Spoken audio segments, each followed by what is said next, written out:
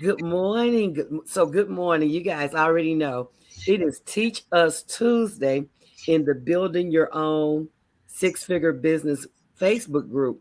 But I'm also sharing on YouTube and on LinkedIn because I think this information is needed in all of my communities. We are not talking, hold on for 1 second. LinkedIn is doing what LinkedIn does. We have to pull them out and then pull them back.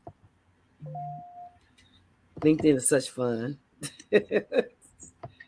And so we are pulling them out and then putting them back in.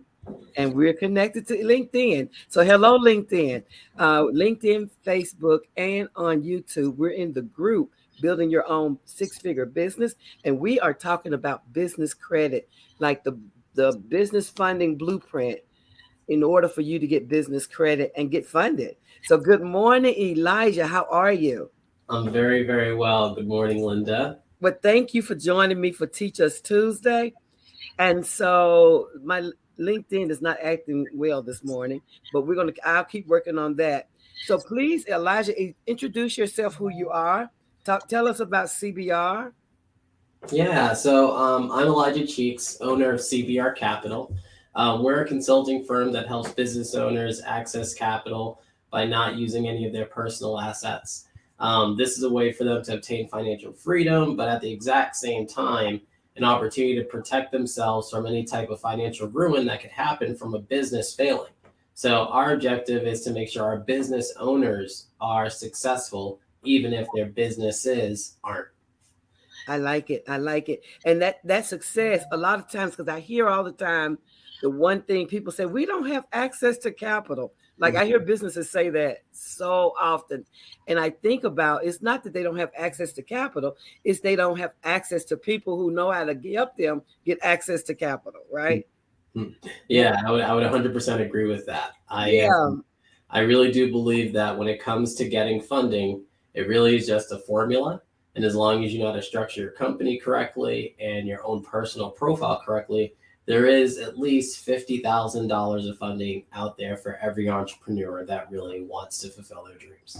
And that is good news. Yes. That is good news on so many levels to so many businesses to help them to find the things that they need in order to build their business, like the funding that they need in order to build their business. So, what type of business do you think should be taking advantage of the information that you're going to provide for us today? Well, I would say any business that is a firm that is not in what is called a restricted industry. So you can Google what the restricted industries are, and that would be like in the liquor section of business. There are certain types of services like credit repair that is considered a restricted industry for funding. So if you're doing a business as any other type of owner, if you're in construction, even if you're in trucking, this is for you.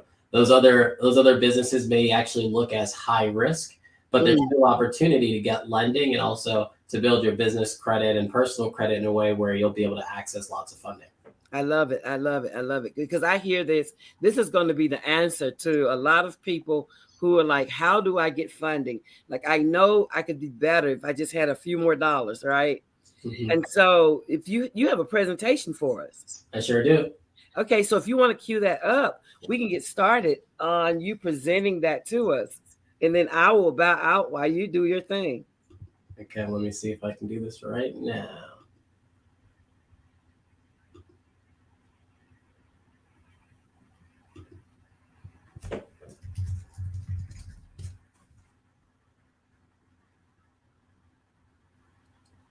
Hmm.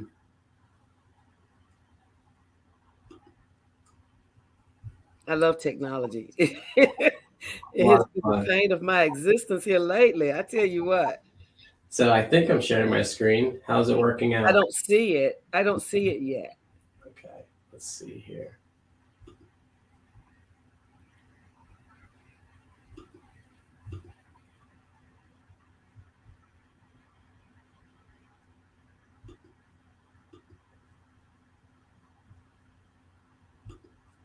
Let's try again. Let's see if it works this time. Okay.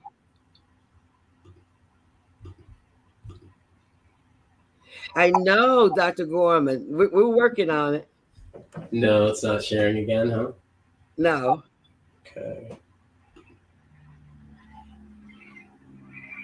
Is it possible for you to email it to me and then I can share it on my end? Yeah, yeah, it might be possible. Let me see if I can do that. Okay. Give me 1 second.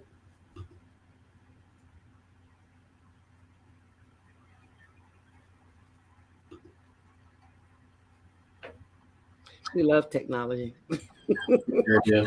Early in the morning technology, right? It's the best type.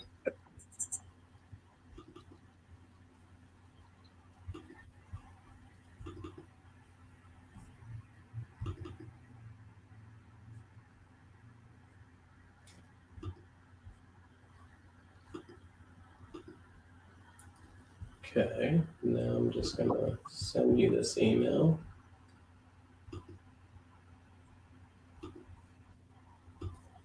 And I'm just sending it as a PDF. Okay. Hopefully, hopefully this is the full presentation. If not, we'll try again. Here we go.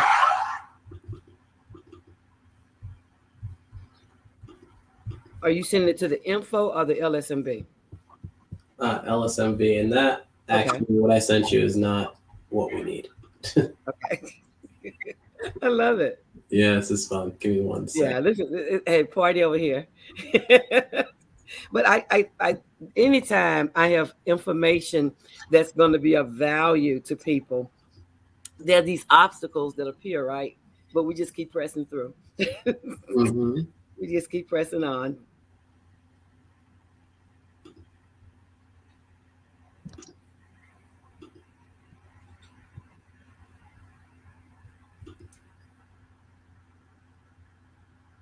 The anticipation is building. I hear you, Dr. Gorman. I think this is going to be exactly what you've been waiting for.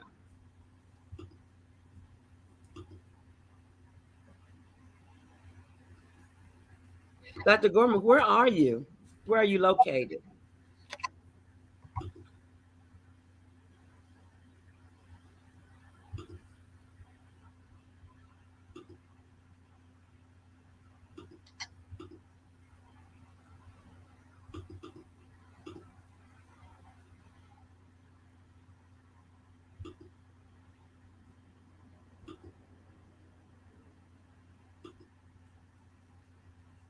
West Texas. Okay.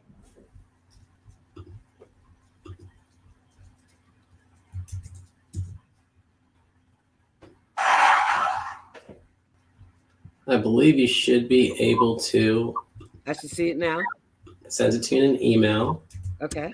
I think you'll be able to open it. It's a link, and now it's public. So you should be able to share screen and go through the presentation. Okay. Let's see if that works. And you did send it to LSMB. Yes, I sure did. Let's see. Info at Ellis. Okay. Info. Yep, I replied Okay. to the other email. Mm-hmm. Okay, no problem. No worries. I'll find that.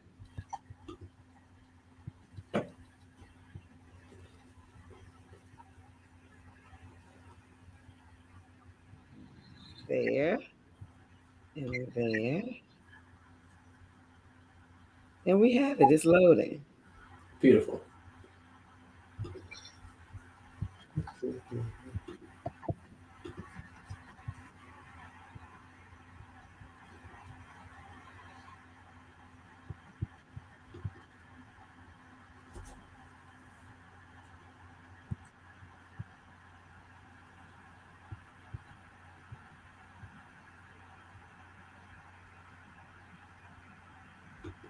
Can you see it? I sure can.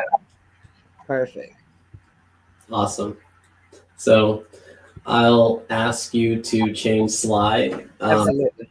Thanks. So thank you everyone for your patience, and especially you, doctor. And I really want to say that I'm grateful that you decided to spend your morning with us today. And my objective is to make it worth it, and make sure that I can be concise but effective in my information and give you the chance for Q&A later. Change slide. Thank you, Linda. So here's what we'll cover today.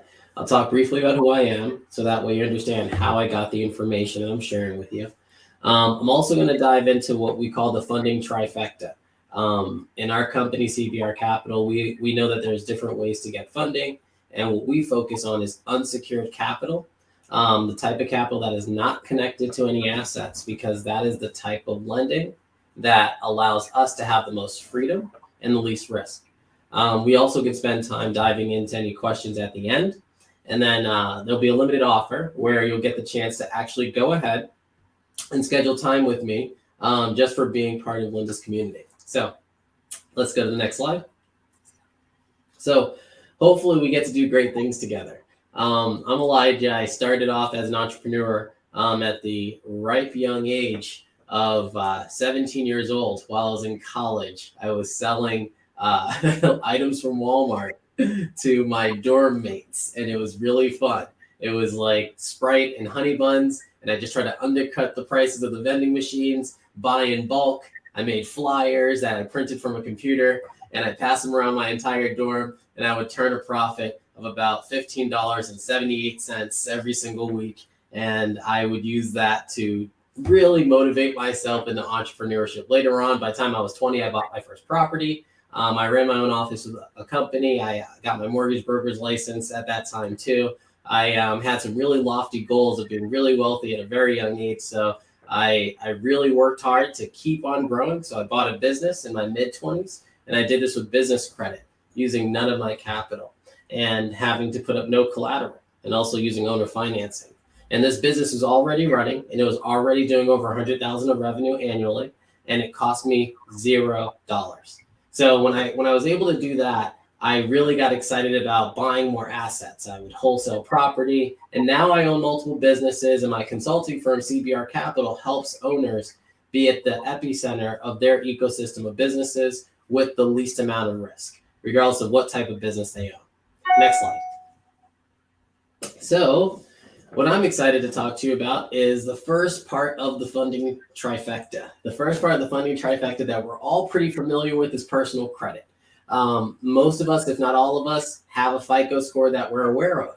And you can get that on Credit Karma, Experian.com, tons of websites. However, when it comes to being compliant, and when I say compliant, I mean fundable. So that way a bank is willing to give you business credit cards and business lines of credit. There are some data points that you really want to take a close look at on your personal credit. Now, I know there's lots of places where you can monitor your score. You'll notice that I won't really talk a lot about credit score. And the reason why is because your credit score is a reflection of whatever FICO is being bought by that institution. So Credit Karma uses a different FICO than Identity IQ. And because they have different FICOs, they'll have different scores. So to make sure that you have all the right data points, what really matters is what's on your credit report. Step one, you want to make sure you have at least 10 accounts. Now, with those 10 accounts, the age of those accounts matter. So making sure that on average, those accounts are at least 2 to 5 years old, that makes a big difference. Now, for some people, having a 2-year-old account and using what's called like an authorized user, or some people call it piggybacking, where someone else makes them an authorized user on a credit card, so that way they get the age of the person they're authorized for. They want to use that strategy to help them with funding. The truth of the matter is that's only going to help in certain types of funding. For example, that would help if someone wants to buy a car. And the reason why is because a car is an asset that has collateral, and they're pretty sure that you're going to pay for it, because if you don't, they take the car, and they actually win in that battle financially if they do get the car. And an authorized user will lower your rate, and that will add value. But if we're talking about getting a business line of credit, which is cash that the bank gives you with a checkbook that's written to you, just like our client got literally 60 days ago. She's a business owner. She's in the Missouri area. Her business doesn't do a ton of money. So a $30,000 business line of credit was a big deal for her. So now she has $30,000 that she can use, so that way she can keep on educating people in the community that she's in about how to raise their children so that they get good grades. And that's her business model. Now, I share that with you because this is great for any type of business, but what's important is your credit profile. Like her credit profile, you want to have at least 10 accounts. You want to make sure they have some age, and authorized users aren't going to add the value that you want them to. When it comes to utilization, you want to make sure that all of your credit cards have utilization that's at least under 30%. And you want to make sure you have at least 2 cards that are over $5,000 in limit.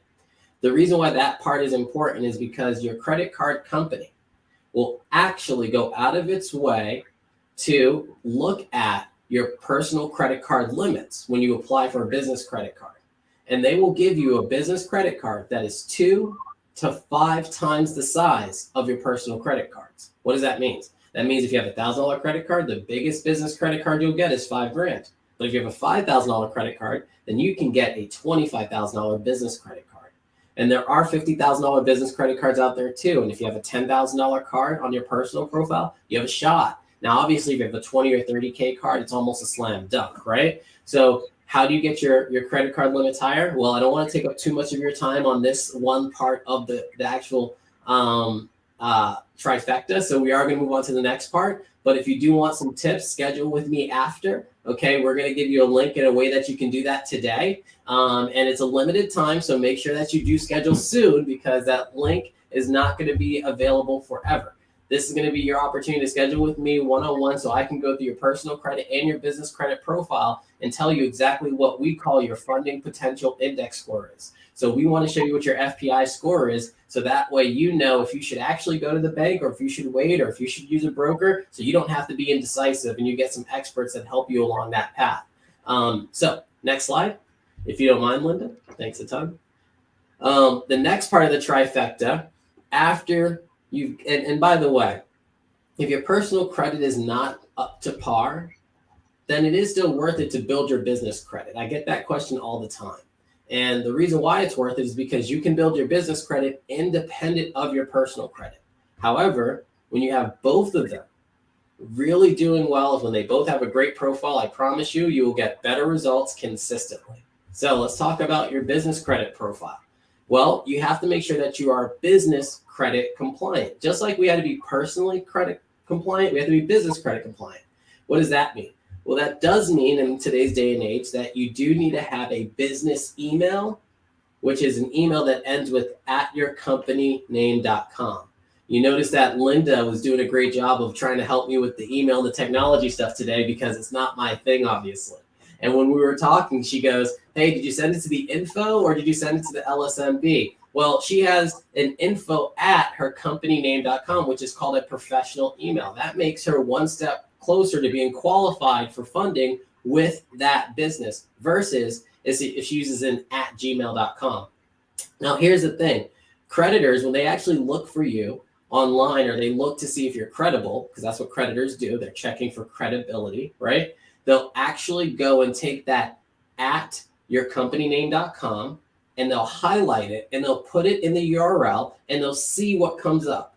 This is so important for you as a business owner to understand this, because if you have a URL that's a companyname.com and you're not actually hosting anywhere, if it's not an actual website, if when you go, it says like, an error and it's not an actual website, you can actually fail for funding just for that reason alone.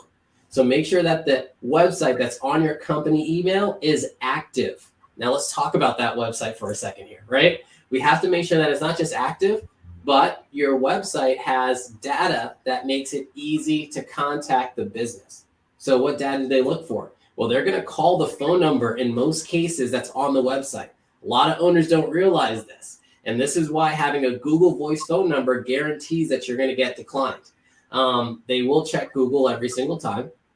And when they call that phone number, they are going to actually wait for someone to pick up or for the voicemail.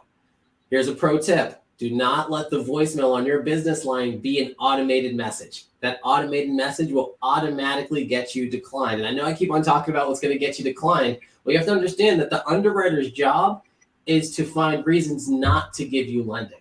They're not eager to get you lending. And this is why it's so confusing for most bankers and for most business owners. I have a client, Steven, we'll call him, right? And Steven actually has gone to the bank trying to get a $50,000 business line of credit, and Steven's business does millions of dollars annually. Now, the problem is he's not compliant. Now, Steven has no clue until he met us and we started working with him and we did our internal audit with our business credit technician. He had no clue that he was not compliant. Why was he not compliant? Well, it was simple. His company on its Secretary of State documents had a different name than his company website.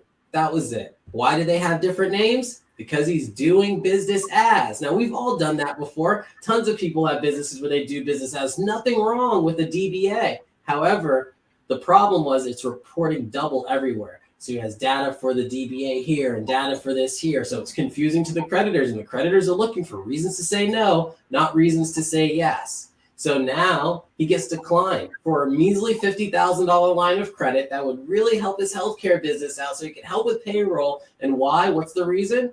Just because of some paperwork that he just didn't realize was even an issue. Oh, and even worse, the address was different on his bank statements than on there. Now, does this make him a bad business owner? No. He's doing millions of dollars of revenue. I would say he's an amazing business owner. It's just a blind spot. And it's a blind spot that all of us as owners need to take care of. Otherwise, when we try to grow, which we can't do just purely off of revenue, not at the rates that we really want to grow, we're going to miss out. And for those of you who are in the Ramsey mindset about debt and you're like, debt's bad, I hate debt, I get it. I do believe there's such thing as bad debt. Like if you're going into debt for luxury items, then that's bad. But if you're going into debt and it's for your business, then it's actually a tax write-off. And ask your accountant if that's a good thing or a bad thing. Okay. And if your business is profiting and you're making money and you're using debt, I don't see the problem with that, because now it's just an instrument and a tool. You have to have discipline if you're going to use debt. Debt without discipline is just a tool that can hurt you. But if you have debt with discipline and a plan, it's a tool that can help you gain a lot of wealth the exact same way that the richest man on the planet, Elon Musk, has. He's literally not paid any taxes because he's leveraged every single company he's had. So I'm not telling you how to live your life, but I am telling you this is something worth being educated on, because there's lots of opportunity in it, and lots of wealthy people, they know exactly how to work this system consistently in every economy, by the way. Doesn't matter what economy we're talking about, good, bad, up or down. These cycles just keep on happening faster and faster. So this is the compliance section. We're going to go to the next slide. Thank you so much for that, Linda. You're awesome at this, by the way. I should bring you everywhere. I wish I could have you at every single appointment I did, every time we had to meet with people. I really appreciate your time and your help here. But the next part is compliance and making sure that your business credit is built correctly. So that's the third leg, right? So some people, they do have their business compliant, and some of you are listening here and you're like, yeah, I have the company email and my Secretary of State isn't a PO box. And I'm using a virtual address. And I want to share with you that virtual addresses can work for certain types of funding, but there's other types of funding where it won't. So I highly encourage you, if you're growing your business and you're serious about your business, that you use an address that has 4 walls and a key. That could be your home. There's plenty of multi-million dollar businesses being ran out of homes, right? It could be like a virtual office, but just an office that you pay for 4 walls and a key and a lock. Because what happens is the creditor is going to Google your business address when you put it on the application. When they Google it, if it's a virtual address, even if they give you your own little special box, what's going to happen is they're going to see 100 other people with that exact same address currently. Right? And it's going to be on Google as a different name and they're going to see the address, and it's going to be like a Regis location, and they'll do an auto decline in most cases. Okay.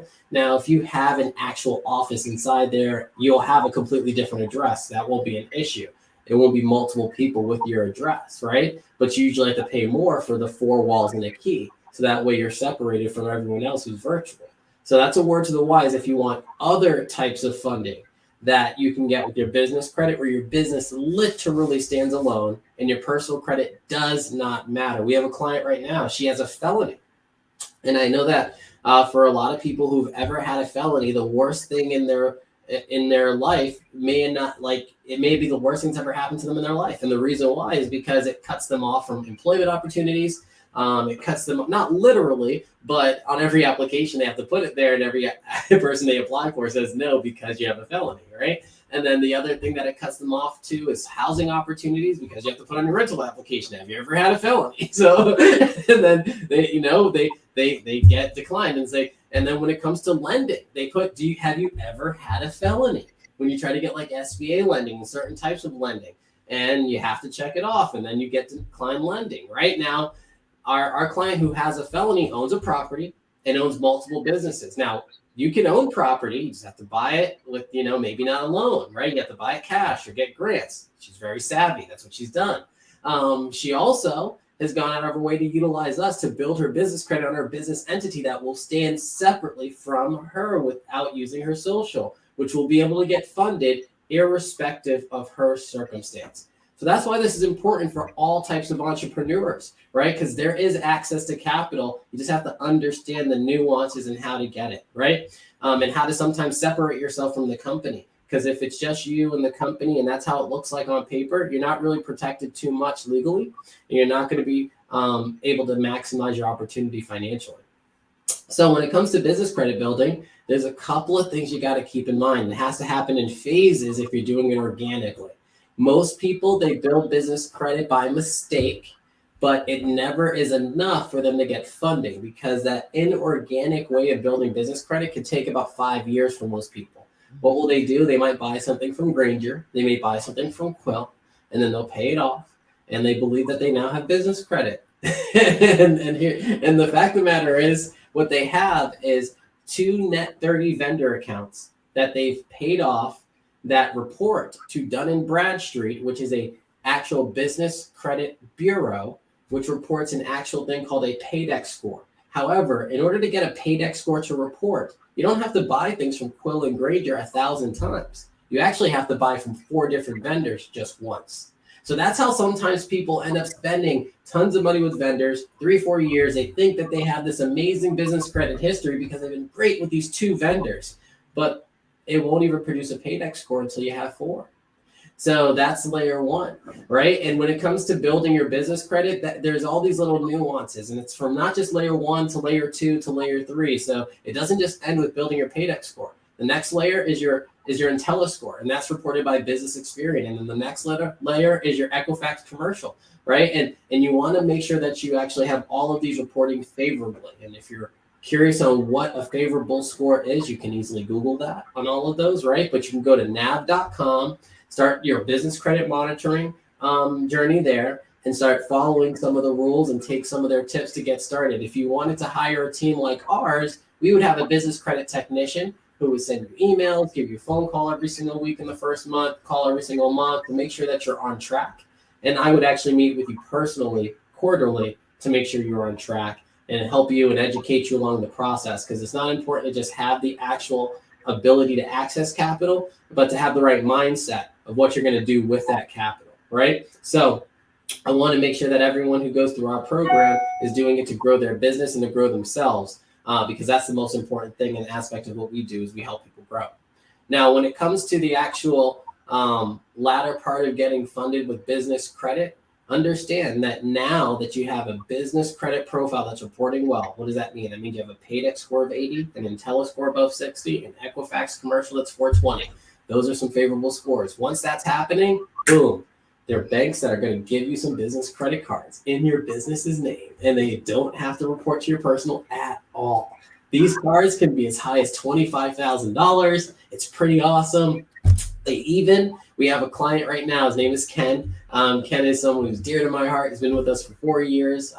He's been with us through all of our growth. And now he's actually testing on companies that he's building himself. He's buying aged corporations. He's building them. He's testing them. And one test we're doing is to see if there's this $40,000 term loan we can get that's only in the business's name because we built the business's credit. And if that's possible, it opens up so much more opportunities for him. He's looking at trying to get away from his job, even though it pays well. It doesn't serve him well. It takes up all of his time, it takes up all of his energy, and it takes him away from things that he loves and things he wants to do with his life. So he's trying to get financial freedom. It's not even about the money. He makes $250,000 a year, but he really just wants to have that feeling of autonomy and happiness and joy. And he knows he can't do that from behind a desk working all day and all night and then being too tired for his fiance and not really building the life he's excited about. So that's what we're here for, is to help people live their dreams, right?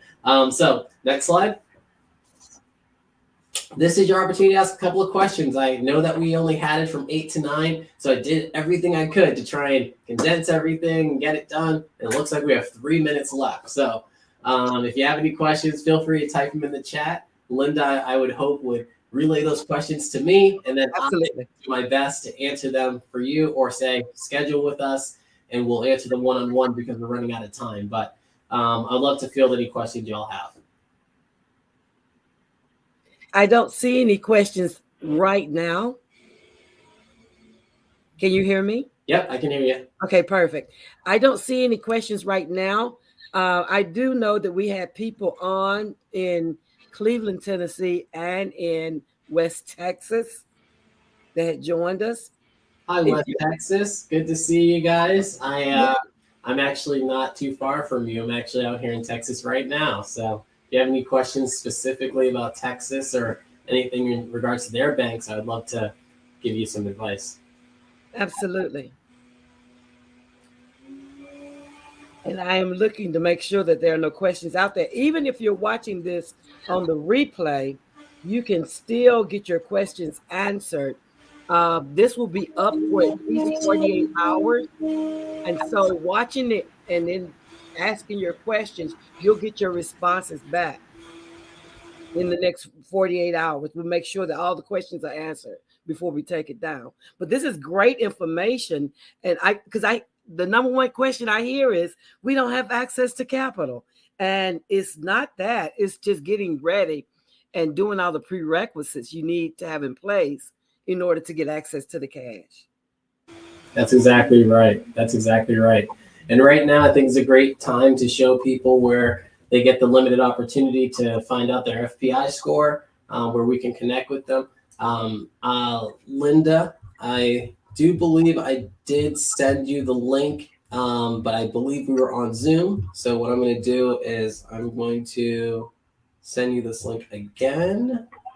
Let me see if I can put it in the chat here.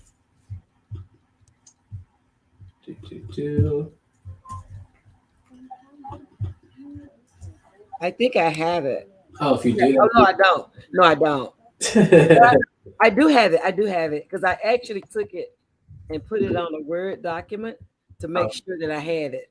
So I do have it. good. So if you can share that for everybody, that's an Absolutely. opportunity for them Absolutely. So if you want to go to. deeper into this conversation and get more information on how you can get your business credit where it needs to be in order for you to do business the way you dreamed of doing business, like what does having access to capital mean to you?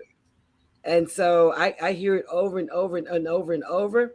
So this is the answer. It's Teach Us Tuesday. And on Teach Us Tuesday, we teach business owners something that they may or may not be aware of, give them a refresher or introduce them to a new idea. I love that you talked about the net 30 because you and I were talking earlier about a person, and the situation was he talked about his business went through some things and he had some net 30 accounts and he didn't make the payments. And he was like, and I'm in the mode of rebuilding. And I told him, well, that's a starting, benchmark.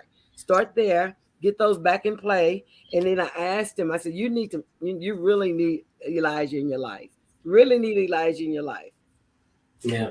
And if he did have some lates with his net 30s, if he's listening to this, I do want to let you know that's not the end of the world. Exactly. You definitely can dispute those. So that way, once they're back in good standing, it doesn't report negatively on your business credit report anymore. Just like you can dispute things on your personal credit report if they're reporting negatively, right? So the onus of proving it usually put onto the company. Most companies don't try to prove it because it's not that big of a deal to them, right? And usually you can be in good standing in no time, maybe 90 days, right? And then your scores are back up. So I highly encourage you to dispute them if you can, or work with a team like us where our technicians will actually show you exactly how to dispute it and exactly what to write and to who to write it to and who to call, or we'll do it for you if we can, right? So I really wish you the best, and hopefully you figure it all out. Absolutely. And he can, if you're watching this, you can actually, I'm going to make sure I inbox him the link, but you can actually click the link and schedule an appointment to talk to Elijah. Anyone can. And so the link is in the in the comments. If you don't see the link, then please reach out to me so I can get you the link, because I want to make sure that everyone who's interested in business credit, that you have the access. My thing is giving you the access. I get to answer that question. I don't have access. I get to do a positive thing today. So on Teach Us Tuesday would be a great day for you to start teaching yourself about how to empower your business, getting great business credit. I love it. Mm-hmm. Yeah. Awesome. Well, I really appreciate your time, everyone who's here, and anyone who decides to connect with us. We look forward to connecting with you. If there's anything that you need from us, feel free to reach out. Our website's right there, cbr-capital.com. You can schedule at any time, and we'll meet you on Zoom. I love it. I love it. I love it. So that is going to end. Any parting words for our guests who may be just tuning in? Yeah, sure. There's a cool Einstein quote that says, "You can't."